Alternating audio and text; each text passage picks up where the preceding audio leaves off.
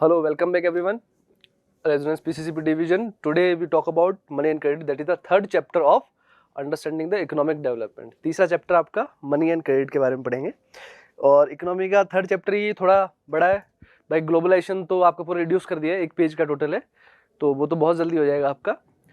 Money and credit में थोड़ी सी technical terms है और थोड़ी सी ट्रिक्स वगैरह याद करनी पड़ेगी। और कोलेटरल क्या होता है, इंटरेस्ट क्या होता है, फॉर्मल इनफॉर्मल लोन्स क्या होते हैं, गारंटेड अनगारंटेड लोन्स क्या होते हैं, सेल्फ हेल्प ग्रुप क्या होते हैं, कोऑपरेटिव्स क्या है। तो कुछ मेजरली ब्रॉडली 4-5 टॉपिक्स ही आपके, ज़्यादा कुछ है नहीं इसमें पढ़ने लायक। आपको सिर्फ इतना सा आता है तो you can answer the each and every question from the this segment of money and credit, this chapter you can easily answer. और as usual we look after the जो एक्सरसाइज के क्वेश्चन होंगे आपके, सॉल्यूशंस होंगे। और after the completion of the series economy की, तो I will provide the subjective question जो है ना, इसके कमेंट सेक्शन में मैं क्वेश्चंस प्रोवाइड कर दूंगा। जो सॉल्यूशंस है ना, अपन ने रो मैनर में लिखे हैं जो सारे solutions. I have explained you because I have explained you chapter already ना, that's why it is easy for you answer, because वो चैप्टर के अंदर लिखे हुए हैं सारे सारे समरी फॉर्म में लिखे हुए हैं। अगर आप खुद से लिखोगे जो मैंने बताया तो it will be more beneficial for you, आपके लिए ज़्यादा हेल्पफुल रहेगा। और रिविजन का एस्पेक्ट में आप mostly in 2 or 3 days you can revise the whole economy. ठीक है, एक पूरा का पूरा पोर्शन आप रिवाइज कर सकते हो। ठीक है, जो आराम से आपके 20 or 30 मार्क्स का होगा, you can easily revise it, है ना, इतना ज़्यादा आपके लगेगा नहीं। तो these are summary forms. Introduction, सबसे पहले मनी क्या है। मनी आपका एक मीडियम ऑफ एक्सचेंज है। क्यों है, अपन थोड़ी देर में बात करेंगे मीडियम ऑफ एक्सचेंज क्यों है। और ये इंटरमीडिएट काम करता है एक एक्सचेंज प्रोसेस में। ए पर्सन जिसके पास पैसा है वो इजीली एक्सचेंज कर सकता है कोई भी कमोडिटी और सर्विस जो उसको ही और शी माइट वांट, जो उसको चाहिए। ठीक है, इसके इस रोल की वजह से, इंटरमीडिएट ट्रांजैक्शन की वजह से, ये एसेंस मनी का जो है धीरे धीरे बदलता गया है। पहले फ्रॉम ग्रेन एंड केटल एक तरीके से ट्रांजैक्शन का यूज होता था एंशिएंट पीरियड में, बाद में कॉइन्स आए आपके, further modern forms of money है जिनके अपन आगे बात करेंगे। मनी का बेसिक फंक्शन क्या है, एलिमिनेट करना आपको डबल कोइंसिडेंस ऑफ वांट्स। ठीक है, इसको हिंदी में कहते हैं बेटा आवश्यकताओं का दोहरा संयोग खत्म करना है। ठीक है, अब क्या होता था, थोड़ी सी बात करते हैं बार्टर सिस्टम की। ठीक है, पुराने जमाने में क्या होता था, एक बार्टर सिस्टम हुआ करता था। अब थोड़ी प्रॉब्लम्स भी, थोड़ी मैं थोड़ा सा एक्सप्लेनेशन दे दूंगा आपको। बार्टर सिस्टम मतलब वस्तु विनिमय प्रणाली।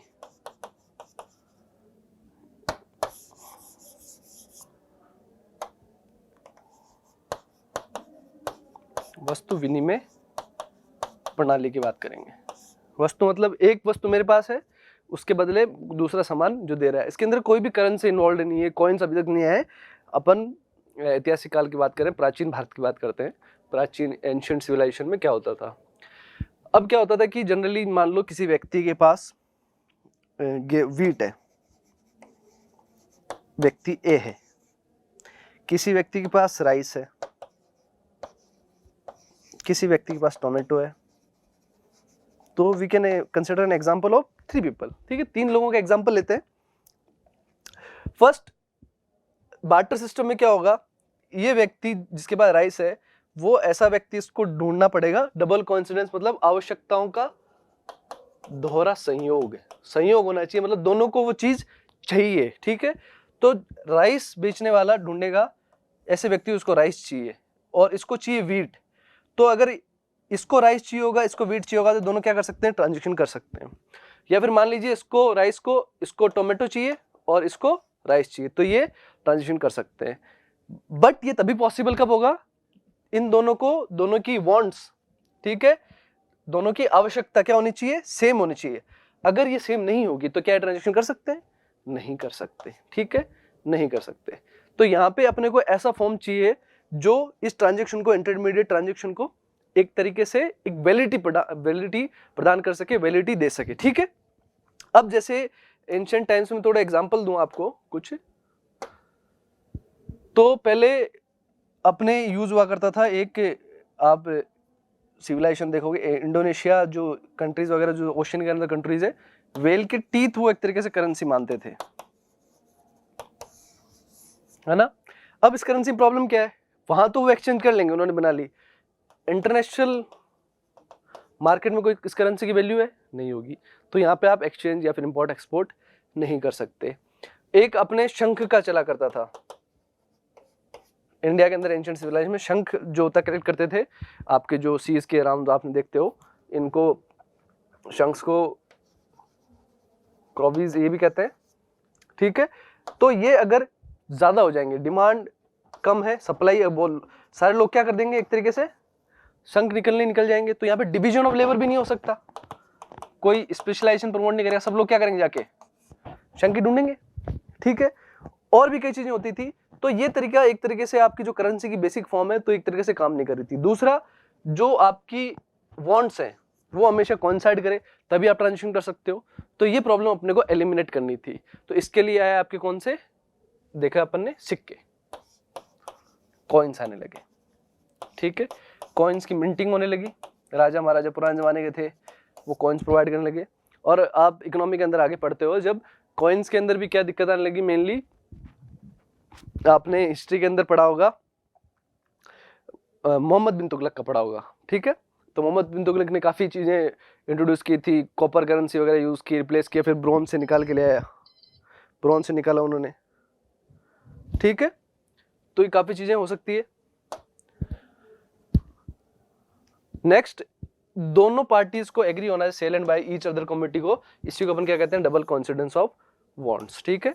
आवश्यकताओं के द्वारा सहयोग होगा, एक बेसिक फॉर्म होगी जिसकी एक वैलिडिटी होगी। तो कई चीजें होती है इसके अंदर, बट अपन सिर्फ बार्टर सिस्टम में यहीं तक रेस्ट्रिक्टेड है कि डबल कॉन्सिडेंस ऑफ वांट्स या फिर आवश्यकताओं का दोहरा सहयोग आपको क्या करना है, एलिमिनेट करना है। इसीलिए आप कहाँ जाते हो, मनी की फॉर्म में। और मनी इवॉल्व हुई है, पहले मैंने आपको दिखा दी, पहले एंशिएंट सिविलाइजेशन में क्या यूज होता था, फिर कॉइन्स पे आए, देन वी आए अपन मेटालिक मनी, ठीक है, मेटालिक करेंसी पे, पेपर करेंसी पे, जिनकी अलग अलग वैलिडिटी होने लगी, ठीक है। तो अपन देखेंगे उसकी गारंटर वगैरह कौन होते हैं। मॉडर्न फॉर्म्स ऑफ मनी, सबसे मॉडर्न फॉर्म्स ऑफ मनी के अंदर क्या है आपके, पेपर नोट्स। समरी के हिसाब से बात करेंगे, we are not reading the whole NCERT, summary में यही पॉइंट्स है जो आपके आंसर राइटिंग में इंपॉर्टेंट है, ठीक है, आंसर आपको जो लिखना है। करेंसी प्रीशियस मेटल की नहीं बनी होती, पहले क्या होते थे अपन, गोल्ड के कॉइन होते थे, है ना, सिल्वर के कॉइन्स होते थे। शेरशाह के बारे में बात करोगे तो उसने रुपया इंट्रोड्यूस किया, उसको सिल्वर कॉइन को उसने रुपया कहा, ठीक है, बाद में इंडियन रुपया आया इंडिया के अंदर। बट प्रीशियस मेटल की नहीं बनी होती, बट एक्सेप्टेड करते मीडियम एक्सचेंज, क्यों, क्योंकि ये ऑथराइज होती है किससे, गवर्नमेंट से होती है। इंडिया के अंदर reserve bank of India RBI है, जो सेंट्रल गवर्नमेंट की बिहाफ पे क्या करता है, करेंसी नोट इशू करता है, except 1 rupee note. 1 rupee note के अलावा कौन करता है, आरबीआई। ज्यादा पीएचडी नहीं करनी है, बस इतना याद रखना है। No individual India legally refuse कर सकता है पेमेंट के लिए, रुपीज के अंदर कोई पेमेंट कर रहे हो तो आप जनरली देखते हो कई बार 10 का सिक्का होता नहीं लेते, 10 रुपी कॉइन, है ना, तो वो क्या इलीगल है। आपको आरबीआई एक्ट 1934 के तहत सजा हो सकती है अगर आप इंडियन करेंसी को लेने से मना करते हो in use of anything, in exchange of anything, तो दैट इज लीगली प्रोहिबिटेड। फिर आता है सेकंड टॉपिक आपका, डिपॉजिट विद बैंक्स। बैंक्स के अंदर जो आप पैसा जमा करते हो उनका काम क्या है। लोग क्या करते हैं, जिनका पैसा होता है वो बैंक में डिपॉजिट कर देते हैं, सारा सारे पैसा आप घर पे नहीं रखते हो, except it is not a black money. Excess money आपकी जो दैनिक जरूरतें हैं, रोजमर्रा की काम है वो करने के पूरे बचाने के बाद, उनके जो एक्सपेंसेस रखने के बाद आप क्या करते हो, पैसा एक अकाउंट खोल के बैंक में डिपॉजिट कर देते हो। और ये डिमांड पे जो पैसा है निकाला जा सकता है। पहले डिमांड डिपॉजिट ही होते थे। एनसीईआरटी में चीजें लिखी है ना, वो पुराने जमाने के हिसाब से काफी ज्यादा लिखी हुई है। आजकल कोई डिमांड नहीं करता, आप एटीएम पे जाते हो, यूपीआई ट्रांजेक्शन करते हो, और इन्होंने यूपीआई वगैरह में कोई बात नहीं की, एनपीसीआई के बारे में कोई बात नहीं की है। तो डिमांड जैक करते थे, आप एक चेक देते थे या फिर आप एक ड्राफ्ट भरते थे, उससे आप पैसा निकालते थे, उसको कहते थे डिमांड। इसीलिए डिपॉजिट को क्या कहते हैं अपन, डिमांड डिपॉजिट। ये एक नंबर में डेफिनेशन आ सकती है। डिमांड डिपॉजिट क्या होते हैं, जो डिपॉजिट किए जाते हैं बैंक में और वो ऑन डिमांड विड्रॉल किए जा सकते हैं, इसलिए उनको क्या कहते हैं, demand deposit. Banks other facility provide करता है, जो आप कैश के बजाय चेक से भी दे सकते हो। तो चेक के बारे में देखते हैं अपन। चेक क्या है, पेपर है, इंस्ट्रक्टिंग बैंक को इंस्ट्रक्ट करता है एक स्पेसिफिक अमाउंट को, जैसे मैं चेक इशू किया तो मेरे अकाउंट से जिसके नाम पे मैंने चेक दिया है उसको पैसे पे किए जाए। तो एक चेक की फोटो होगी आपके, यहाँ पे एसी पे ही लिखा होता है, यहाँ पे सिग्नेचर होता है, यहाँ पे नाम होता है, अमाउंट होता है, नाम होता है कि उसको पैसे देने, टू अमाउंट, यहाँ पे आईएफएससी कोड वगैरह, चेक, यहाँ पे चेक नंबर होता है या बैंक का नंबर होता है, काफ़ी चीज़ें होती हैं, यहाँ डेट वगैरह होती है। यहाँ अलग अलग कोड होते हैं, और ये अकाउंट टू अकाउंट ट्रांसफर भी हो सकता है और कैश भी हो सकता है, ठीक है। अकाउंट टू अकाउंट ट्रांसफर करना तो आप लिखोगे एसी पे, मतलब अकाउंट से इसके दूसरे व्यक्ति जिसको चेक इशू किया गया है उसके अकाउंट में ट्रांसफर कर दिए जाए, ठीक है। अब जो बैंक है, बैंक ने किसी ने बैंक ओपन किया है तो बहुत बेसिक बात है, आप सभी जानते हैं, पर्सन ए है, इसने बैंक में पैसा जमा किया, ये बैंक है, बैंक इसको इंटरेस्ट देता है, अराउंड में मान लेता हूँ सेविंग अकाउंट है कोई, तो इंटरेस्ट रेट होगी 4% to 6%, एफडी करा दी मान लो, ठीक है। अब जो बैंक है, बैंक क्या करेगा, ये जो पैसा जमा है उससे बैंक भी कुछ अर्निंग करना चाहता है, तो बैंक क्या करता है, लोन देता है। वो लोन क्या होता है, काफ़ी हाई इंटरेस्ट पे होता है, 8% to 18% तक जा सकता है, प्राइवेट पब्लिक बैंक है तो, और भी आगे भी जा सकता है, 28% भी जा सकता है in case of private bank. For what use you are taking the loan, तो लोन दिया गया सी को, तो ये लोन रेट ज़्यादा है, इससे बैंक करता है, पैसा कमाता है, और जब इसको जरूरत होती है तो बैंक के पास एक आरबीआई का मैंडेट है, आरबीआई के बेसिक रूल्स है कि इतना पैसा, उसको अपन कहते हैं कैश रिजर्व, इतना पैसा आपको एनी टाइम अपने बैंक में रखना है, ताकि अगर किसी को अकस्मात इमीडिएट नीड आ जाए ज़्यादा अमाउंट निकालने की, that money should be with you, ठीक है। आप सारा का सारा पैसा लोन पे नहीं दे सकते हो, ये अलग अलग रेस्ट्रिक्शन होती है किसकी, आरबीआई की। तो लोन एक्टिविटीज करता है, इसी तरीके से बैंक मीडिएट करता है जिनके पास सरप्लस फंड है, जिनका ज्यादा पैसा है, डिपॉजिटर, और जिनको पैसे की जरूरत है, बोरोवर्स, उनके बीच में काम करने। ये बोरोवर हो गया, इसको पैसे की जरूरत है, इनके पास ज्यादा पैसा था इसलिए उन्होंने बैंक में जमा कर दिया। Bank higher interest rate charge करता है, ठीक है, हायर इंटरेस्ट चार्ज की इसने जो डिपॉजिट कर रहे हैं उस पर ऑफर कर रहे हैं, तो इनको 4 से 6% दे रहा था बैंक, और लेके तरह है 8 से 18%, और जो डिफरेंस होता है चार्ज के बीच में, ठीक है, जो डिफरेंस होता है चार्ज बोरोवर और डिपॉजिटर के बीच में, जो डिफरेंस होगा मेन, ये मेन सोर्स ऑफ इनकम है किसके लिए, बैंक के लिए, ठीक है। तो ये बेसिक बात है, इतना कुछ इसके अंदर जानने लायक था नहीं। क्रेडिट सिचुएशन, जो लोन है एक एग्रीमेंट होता है इन विच लेंडर क्या होता है, जो सप्लाई करता है पैसा बोरोवर को, ठीक है, और गुड और सर्विस इसके मतलब रिटर्न में लेता है, ताकि फ्यूचर पेमेंट की इसकी गारंटी हो सके, एक तरीके से गारंटी का काम करता है। तो ऐसे बैंक तो पैसा नहीं देगा, तो पर्पस ऑफ क्रेडिट क्या होता है भाई, वर्किंग कैपिटल, अभी आपको सामान खरीदना प्रोडक्शन के लिए, उसके लिए आप ले सकते हो, ऑन गोइंग एक्सपेंसेस प्रोडक्शन के, कंप्लीट प्रोडक्शन ऑन टाइम, और उसके बाद उसकी क्या आपकी इनकम इंक्रीज हो जाए। ये सारे के सारे समरी की फॉर्म में दिए हुए हैं आपके एनसीईआरटी में, इसके अलग अलग स्टोरीज है, ठीक है, उनसे इनको एक्सप्लेन किया गया है। रूरल एरियाज में डिमांड पूरी क्रेडिट काम करता है प्रोडक्शन का, जो सीड्स की कॉस्ट है, पेस्टिसाइड की कॉस्ट है, वाटर, इलेक्ट्रिसिटी, रिपेयर इक्विपमेंट, इनके लिए जो फार्मर लोन देता है, ठीक है। बट अगर on one hand credit help करता है अर्निंग बढ़ाने में, बट अगर आपके पास पैसा ना हो, आप क्रॉप फेलियर हो जाए, आपकी क्रॉप प्रोडक्शन पूरा ना हो पाए, कोई भी नेचुरल डिजास्टर हो जाए, सूखा पड़ जाए, अकाल पड़ जाए, या फिर कोई बाढ़ आ जाए, ड्रॉट कंडीशन, ठीक है, तो वॉट एवर में द कंडीशन, तो आप किस में जा सकते हो, डेट ट्रैप में, ठीक है। तो ये आपकी होगी बेसिक बात किसके बारे में, okay. Next terms of credit, ठीक है, क्रेडिट की टर्म्स क्या होती है तो आपको ध्यान में रखनी है। जो टर्म्स ऑफ क्रेडिट होती है, एक एग्रीमेंट होता है, लोन एग्रीमेंट होता है किस किस बीच में, लेंडर और बोरोवर, जिसने पैसा दिया है, जिसने पैसा लिया है, और ये लेंडर की बोरोइंग, लेंडर और बोरोवर के बीच में अलग अलग कंडीशन पे ये डिपेंड करता है। इसके अंदर 3 होती है, CID करके याद करते हैं अपन, क्या CID, कोलेटरल, आपकी कोलेटरल हो गया, interest rate and D documentation, इसके लिए जो रिक्वायर्ड है रिपेमेंट के लिए कंप्रेजली, इनको क्या कहते हैं अपन, टर्म्स ऑफ क्रेडिट कहते हैं। ये आपका क्वेश्चन बनता है। और एवरी लोन जो दिया जाता है उसके अंदर लेंडर डिमांड करता है कोलेटरल की सिक्योरिटी, इसको सिक्योरिटी एक तरह जमानत, एक तरीके से जमानत होती है, ताकि गारंटी होती है एक तरीके से कि भाई जो लोन पैसा दिया मैंने, अगर ये नहीं आया तो इसका मैं ऑक्शन कर दूंगा, जमीन जो अगर किसी ने रखी हो, गाड़ी रखी हो, प्रॉपर्टी रखी हो, तो उसका ऑक्शन वगैरह हो सकता है। इसी को कहते हैं अपन terms of credit. 3 terms of credit होती है। देन आपका आता है कोलेटरल। कोलेटरल क्या होता है, एक तरीके से एसेट होता है, जो बोरोवर की संपत्ति है, जैसे लैंड हो सकता है, बिल्डिंग हो सकती है, व्हीकल, लाइफ स्टॉक, मतलब पशु वगैरह जो हो गए, गाय वगैरह, और डिपॉजिट जो है बैंक के अंदर, वो भी उसका कोलेटरल है, वो उनको एज ए गारंटी यूज करता है लेंडर के लिए, जब तक वो लोन रिपे नहीं किया जाता, ठीक है। Loan from cooperatives. Cooperatives loan कैसे देती है, अब जो कोऑपरेटिव है वो क्या होती है, एक तरीके से सहकारिता, ठीक है। तो ये स्टार्ट हुआ था किससे, सेल्फ हेल्प ग्रुप से स्टार्ट हुआ था।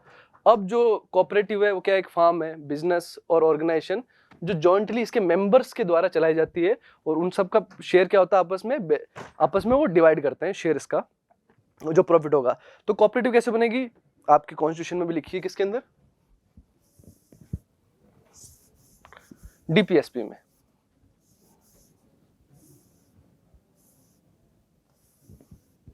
ठीक है, कहां पे, DPSP, directive principle of state policy के अंदर कोऑपरेटिव्स का जिक्र है, और अब इसको संवैधानिक दर्जा भी दे दिया गया है। तो कोऑपरेटिव जनरली विलेजेस और रूरल एरियाज के अंदर होती है। कुछ लोग मिलके आपस में ग्रुप बनाते हैं, ग्रुप्स के द्वारा जो मेंबर्स के अंदर बढ़ते जाते हैं, फिर वो गवर्नमेंट को रजिस्टर करते हैं, ताकि जो उनका लोन्स वगैरह जो बैंक्स के, क्योंकि कई लोगों के पास क्या नहीं होता, कोलेट्रल नहीं होता, तो कोलेट्रल से मतलब एक तरीके से बैंक इस कोऑपरेटिव को एज कोलेट्रल मानता है, एज ए एक तरीके से एसेट मानता है। अगर लोन का रिपेमेंट नहीं होगा तो कोऑपरेटिव के थ्रू वो ले सकता है, अब इसकी गारंटी एक तरीके से हो जाती है। तो जो सबसे पहले जॉइंटली ओन करते हैं इसके मेंबर्स उस बिजनेस को, फार्म को, बिजनेस को, और जो उसका प्रॉफिट होगा वो आपस में शेयर कर लेते हैं। ये चीप क्रेडिट का सोर्स है किसके अंदर, गाँव के अंदर, रूरल एरियाज के अंदर। मेंबर्स जो कोऑपरेटिव होते हैं वो पूल करते हैं अपने रिसोर्सेज को, सारे जो अलग अलग पैसा, थोड़ा थोड़ा महिलाओं के अंदर ज़्यादा ये प्रचलित है, ये आपके रूरल एरियाज के अंदर, गाँव के अंदर, तो अपना पैसा वो डालते हैं, थोड़ा थोड़ा पैसा, और एक टाइम बाद वो ज़्यादा 24-25 से धीरे धीरे स्टार्ट होते, आगे देखेंगे अपन सेल्फ हेल्प ग्रुप के बारे में, वो स्टार्ट होते हुए ज़्यादा अमाउंट हो जाता है, और इन केस हो किसी को पैसे की ज़रूरत हो तो कलेक्टिवली वो दिया जाता है, और इन केस ऑफ फेलियर तो दे कलेक्टिवली उसके अंदर कंट्रीब्यूट करके उसको पूरा कर सकते हैं, ठीक है। तो बैंक को उसका इतना रिस्क रहता नहीं है। एग्जाम्पल फार्मर कोऑपरेटिव हो सकती है, वीवर्स की जो बुनकर है उनकी हो सकती है, इंडस्ट्रियल वर्कर्स की जो यूनियन होती है उनकी भी कोऑपरेटिव हो सकती है, और ये इसके मेंबर से डिपॉजिट लेते हैं, और इन डिपॉजिट को एज ए कोलेट्रल यूज करते हैं कोऑपरेटिव, किससे लोन लेने के लिए, जो मैंने थोड़ी देर पहले बताया, बैंक से लोन लेने के लिए। और उसके बाद दीज फंड्स क्या करते हैं, लोन, इन जो बैंक से लोन ले लिया फिर इसके मेंबर को लोन दिया जाता है, वंस रिपेड वापस लोन लेके वापस, ये साइकिल है जो चलता रहता है, ठीक है। तो बेसिक चीज है, you have seen around you. Formal sector in India, ठीक है, formal sector, informal sector, organise sector, inorganise sector, unorganise sector, इनके बारे में अपन बात कर चुके हैं। फॉर्मल सेक्टर जो बात होगा, जो रजिस्टर्ड है, जैसे ऑर्गेनाइज सेक्टर रजिस्टर्ड होता है ना, तो ये भी क्या होगा, रजिस्टर्ड होगा किसके तहत, वो था गवर्नमेंट के पास, ये भी गवर्नमेंट के पास, बस इसमें गवर्नमेंट क्या है, आरबीआई के पास रजिस्टर्ड होता है। तो आरबीआई इन सब पे क्या रखता है, निगरानी रखता है, और बेसिक जो आरबीआई की कंडीशन है, रूल्स है, इनको पूरा करना होता है। तो various types of loan conveniently formal sector में डाल जाते हैं, जो लोन बैंक ने दिए हैं आपको, कोऑपरेटिव से मिले जो लोन है, और इनफॉर्मल सेक्टर में जो लोन होंगे क्या होंगे, अनरेगुलर, जो मनी लेंडर है ना, ट्रेडर है, एम्प्लॉयर्स हैं, या फिर कोई रिलेटिव फ्रेंड से जो आपने पैसे लिए हैं, वो किस में आएंगे, वो आएंगे आपके इनफॉर्मल सेक्टर लोन के अंदर। इनके अंदर अब नुकसान क्या अपन देखते हैं, इनफॉर्मल सेक्टर में व्हाट इज द लॉसेस, और फॉर्मल सेक्टर में से ज्यादा लोग इनफॉर्मल सेक्टर की तरफ क्यों जाते हैं, इनफॉर्मल सेक्टर से लोन क्यों लेते हैं। आरबीआई सुपरवाइज करता है फॉर्मल सेक्टर के लोन्स के ऊपर, देख लिया अपन ने। पीरियडिकली बैंक्स को इन्फॉर्मेशन देनी पड़ती है आरबीआई को, कि कितना पैसा दे रहे हैं, किसको दे रहे हैं, किस इंटरेस्ट रेट पे दे रहे हैं, वगैरह वगैरह इन्फॉर्मेशन सारी की सारी देनी पड़ती है। और कई टर्म्स होती है आपकी इसके अंदर आती है, जैसे सीआरआर हो गया, एसएलआर हो गया, ये cash reserve ratio, statutory lending ratio, repo rate, reverse repo rate, ठीक है। तो कई चीजें होती है इसके अंदर जो बैंक को मेंटेन करनी पड़ती है आरबीआई की कंडीशन के। इनफॉर्मल सोर्स ऑफ क्रेडिट के वो अनसुपरवाइज होते हैं, कोई इनका ध्यान नहीं रखता, हेंस इनके अंदर अनफेयर टर्म्स होते हैं क्रेडिट की, और मीन्स ऑफ रिकवरी भी बहुत ज्यादा मतलब अनफेयर हो सकती है। कई लठियाल्स मेंटेन कर रखते हैं, कोई एक्सटॉर्शन करते हैं, कई चीजें हो सकती है, जिसकी वजह से बोरोवर को दिक्कत हो सकती है। ऑफन वो किस में फंस सकता है, डेट ट्रैप में फंस सकता है, वो साइकिल कंटिन्यू रहेगा। रिच हाउस होल्ड, बहुत अर्बन एरिया, रूरल एरियाज के अंदर मेजर पोर्शन ऑफ लोन कहां से लेते हैं, ये आपके एनसीईआरटी में चार्ट दिया गया इसका, ठीक है, कि जो रिच लोग हैं उनके पास, ऑब्वियस बात है कि उनके पास कोलेट्रल ज्यादा हो, कोलेट्रल होगा,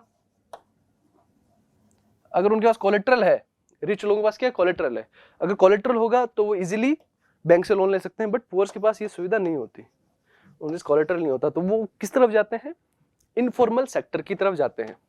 ठीक है, तो इजीली ये लोग ले सकते हैं, बट पुअर हाउस होल्ड्स के पास ये नहीं होता।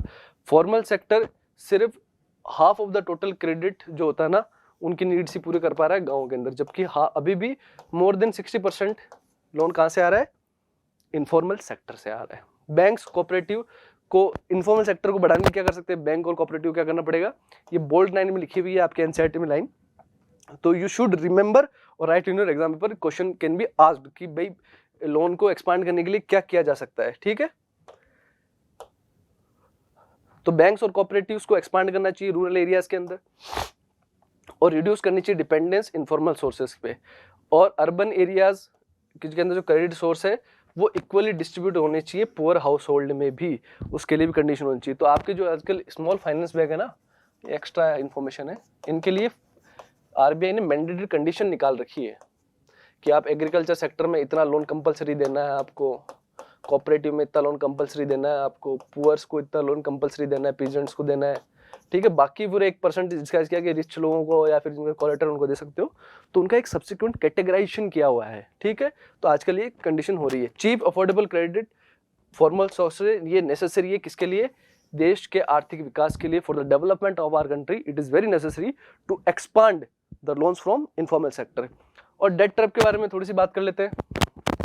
ठीक है, डेट ट्रैप क्या होता है? इनफॉर्मल सेक्टर से कई बार होता है लोन क्या कि जो जमींदार है या फिर जो मनी लेंडर है वो क्या करते हैं कि उनकी जो रेट ऑफ इंटरेस्ट होती है ना वो बहुत ज़्यादा हाई होती है। जनरली वो हो सकती है 3%, और 3% कैसे होगी? 3% से लेके हो जा सकती है 6%, not annum, it is monthly. तो आप थोड़ी सी मैथ कैलकुलेट करोगे इस पे, तो ये ईयरली क्या हो जाएगी? 36% टू 72%। मतलब अगर आपने किसी से 100 रुपये लिए हैं तो आपको 172 रुपये वापस चुकाने हैं।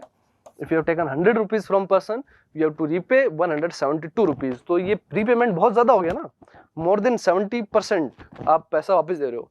तो ये इतना ज्यादा रीपेमेंट पॉसिबल नहीं होता, बट लोग क्यों, और गरीब लोगों के पास, जो poor people, poor house hold है, उनके पास इतनी सुविधाएं नहीं होती कि वो फॉर्मल सेक्टर से बैंक से जाके लोन ले लें, उनके पास कोलेटरल नहीं होता। देयरफॉर दे हैव टू, मजबूरी में they have to, for their needs पूरी करने के लिए, for fulfilling their needs, they have to move towards किसकी तरफ जाना पड़ेगा? Informal sector. और इनफॉर्मल सेक्टर में क्या होता है फिर? ये साइकिल चलता रहता है, इसी साइकिल अपन क्या कहते हैं? Debt trap. ठीक है, उधार का जो जाल होता है वो चलता जाता है, साइकिल चलता जाता है। फिर आते हैं आपके पास सेल्फ हेल्प ग्रुप और पुअर। ठीक है, सेल्फ हेल्प ग्रुप एक इनफॉर्मल एसोसिएशन है, कहीं रजिस्टर्ड नहीं होती, कोऑपरेटिव रजिस्टर्ड होती है। इनफॉर्मल जो सेल्फ हेल्प ग्रुप है ये रजिस्टर्ड नहीं होते। कुछ लोग साथ मिलते हैं और तरीके ढूंढते हैं ताकि उनकी जो लिविंग कंडीशन है वो इम्प्रूव हो सके। जनरली सेल्फ गवर्नमेंट होती है और पीयर कंट्रोल। पीयर मतलब जो आसपास के लोग हैं, किथ एंड किन्स, रिलेटिव्स, या मोस्टली आप एक एरिया में रहने वाले एक गांव के लोग होते हैं, जनरली वो होते हैं। बेसिकली कम्युनिटी जहाँ पे 15 से 20 लोग, जनरली कौन होगी? महिलाएं होंगी, वुमेन्स होंगी, जो आसपास के नेबरहुड में रहती है, वो आपस में मिलती हैं, पैसा बचाती हैं और डिस्कस करती हैं कि वो अपनी लाइवलीहुड को कैसे इंप्रूवमेंट कर सके। जनरली जो मेंबर होगा इसका, वो स्मॉल लोन ले सकता है ग्रुप से अपनी बेसिक जरूरतें पूरी करने के लिए। ग्रुप उस पर कुछ इंटरेस्ट लेता है और बहुत कम होता है, मनी लेंडर जो चार्ज करता है उससे इनफॉर्मल से बहुत ज़्यादा कम होता है, तो इजीली पे भी कर सकते हैं। अगर वो पे नहीं कर पाते तो ग्रुप आपस में कंट्रीब्यूट करके डिसाइड कर लेता है ताकि उसके अंदर फेलियर भी ना हो। ग्रुप डिसाइड करता है टर्म्स क्रेडिट, टर्म्स क्या होगी क्रेडिट की? जो इंटरेस्ट पड़ा, अपने डॉक्यूमेंटेशन पड़ा, कोलेटरल पड़ा, वो टर्म्स ऑफ क्रेडिट क्या होगी? कौन डिसाइड करेगा? ग्रुप डिसाइड करेगा जब वो किसी को लोन देगा। अगर वो सेविंग्स में रेगुलर है तो ये लोन बैंक से लेने के लिए भी एलिजिबल हो सकते हैं। और ग्रुप बहुत बड़ा हो गया तो एज ए कोऑपरेटिव भी खुद को बाद में रजिस्टर कर सकते हैं, कोऑपरेटिव के अंदर भी मेंबर बन सकते हैं। जो बैंक सैंक्शन करता है लोन, वो ग्रुप के नाम पे करता है। इसके लिए सेल्फ एम्प्लॉयमेंट जो मैंने बताया ना अभी, फाइनेंस बैंक में जो होता है, स्मॉल फाइनेंस बैंक में जो होता है, उनके लिए भी एक फिक्स अमाउंट कैरेक्टराइज किया जाता है कि इतना अमाउंट आपको देना ही है। तो ये अपॉर्चुनिटी दे सकता है आपको मेंबर्स को, ताकि वो कुछ स्मॉल, जैसे सिलाई का हो गया, ठीक है, सिलाई के लिए हो गया, ठीक है, स्मॉल इंडस्ट्रीज के लिए हो गया, थोड़ा कॉटेज खुद का हैंडीक्राफ्ट के लिए हो गया, खुद का बिजनेस कर ले ताकि उनकी इनकम बढ़ सके। इनकम बढ़ेगी तो ऑब्वियसली उनकी खुद की क्या बढ़ेगी? लिविंग कंडीशन भी इंप्रूव होगी, लाइवलीहुड भी इंप्रूव होगा। ठीक है। Bank willingness to lend self group, bank कैसे पैसा देता है? बैंक एज द ग्रुप है वो रिस्पॉन्सिबल होता है रिपेमेंट लोन के लिए। ऐसे केस में जब रिपेमेंट नहीं की जाती किसी एक मेंबर के द्वारा तो एक ग्रुप बहुत सीरियस लेता है, मेंबर की ग्रुप मतलब बहुत सीरियस लेते हैं, बिकॉज अगर ये ऐसा होगा तो बैंक्स मतलब विलिंग होगा, अगर ऐसा ग्रुप बन जाएगा तो बैंक्स विलिंगली पुअर वुमेन को लोन दे देगा जब वो ऑर्गेनाइज की जाएंगी किसमें, एक सेल्फ हेल्प ग्रुप के फॉर्म में, इवन दो उनके पास कोई भी कोलेटरल ना हो। इसके मेरिट्स क्या है? विदाउट कोलेटरल लोन मिल सकता है, टाइमली, वेराइटी ऑफ पर्पसेस के लिए लोन ले सकते हैं, और रेट ऑफ इंटरेस्ट बहुत रीजनेबल होती है, ज़्यादा नहीं होती, और ये एक तरीके से बिल्डिंग ब्लॉक है, एक तरीके से लेवल ऑफ उनका सपोर्ट प्रोवाइड करता है रूरल पुअर को, और वुमेन्स को फाइनेंशियली वित्तीय तौर पे स्वायत्त बनाने की मदद करता है, सेल्फ रिलायंट बनाने की में हेल्प करता है। रेगुलर मीटिंग से ग्रुप को प्लेटफॉर्म मिलता है जो वेरियस इश्यूज जैसे हेल्थ, स्वास्थ्य के बारे में, न्यूट्रिशन के बारे में, जो डोमेस्टिक वायलेंस है, ठीक है, घरेलू हिंसा है, उस पर भी वो चर्चा कर सकते हैं, जो अलग अलग नियम है, कानून है, उनके बारे में भी बात कर सकते हैं। इंटरेस्टिंग पॉइंट्स इनके अंदर क्या है? वर्किंग कैपिटल की बात की, क्या होती है? ये मनी होती है जो day to day operation run करने के लिए काम आती है बिजनेसेस के अंदर। डेट ट्रैप ये सिचुएशन है, बोरोर को अनदर लोन लेना पड़ता है प्रीवियस लोन पे करने के लिए, ठीक है।